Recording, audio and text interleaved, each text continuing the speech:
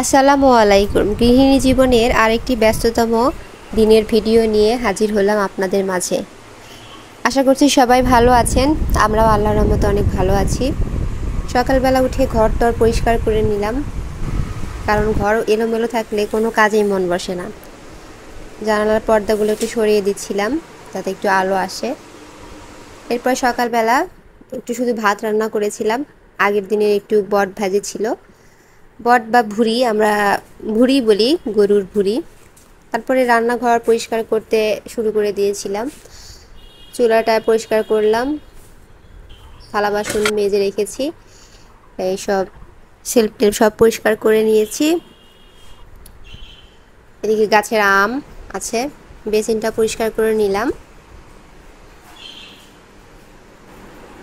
মোটামুটি সব কিছু পরিষ্কার পরিচ্ছন্ন করা হয়ে গেলে এরপরে একটু পাখিদেরকে খাবার টাবার দিয়ে দিলাম, ওদের সাথে একটু সময় কাটালাম। আমাদের গাছের কলা, এই কলায় আজকে ভাজি করব। রান্না বান্না শুরু করে দিচ্ছি। আজকে রান্না করছি, জানি না আসলে এই খাবারের নাম আসলেই কি, প্যালকা বলে, শোলকা বলে, এটা আমাদের অঞ্চলের রান্না না। তবে আমি আজকে রান্না করছি এটা কোনো একটা আপুর দেখে, আসলে আমি এটা আজকে ট্রাই করছি। আমরা এমনিতে নর্মালি কচু শাক এরকম ঘেটে রান্না করে খাই, কিন্তু আজকে কচু শাক, কলমি শাক, পুঁই শাক, কয়েকটা সজনা পাতা সব একসাথে দিয়ে যেরকম কচুর ডাল রান্না করে ওইভাবেই রান্না করে নিলাম। এরপরে একটু কলা ভাজি করব।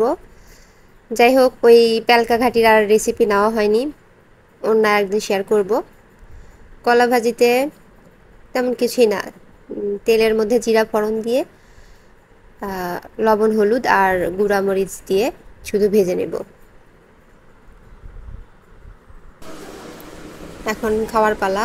এই তো সেই ঘাটি, খাওয়া দাওয়া শেষ করতেই এই তো আমার বর রসমালাই নিয়ে আসছে আর জাম, বসে বসে সেই রসমালাই খেলাম।